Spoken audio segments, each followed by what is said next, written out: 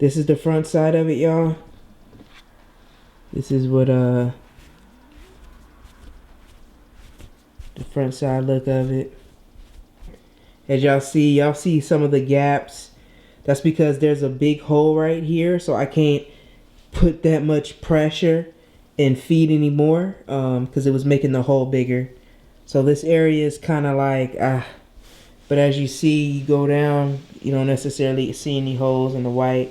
Try to get as close as possible. That's the goal, obviously. So not too bad for this to be my first rug ever. Proud of myself. But yeah, this is what it looks like. You got your purple with the black outline, with the royal blue, with the white. So we're gonna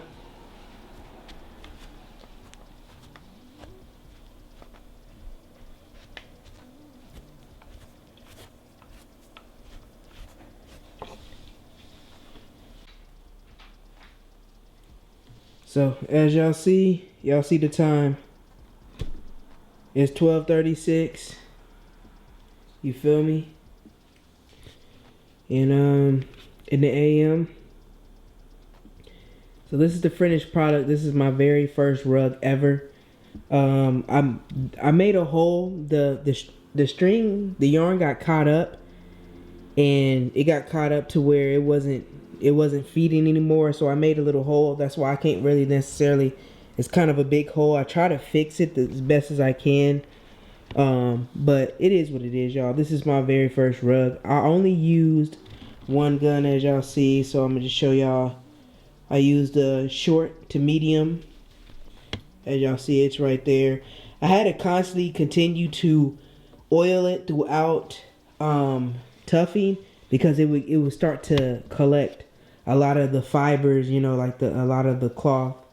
I mean, not cloth, but a lot of the yarn. So yeah, y'all, this is what it looks like on the back side of it. Try to get as much strings. Now I'm about to apply the 35.95. So yeah, y'all about to see me put this on. And tomorrow we're gonna get on that.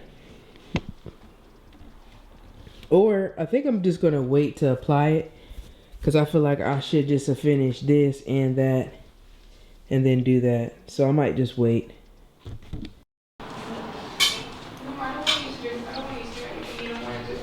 I want it to be something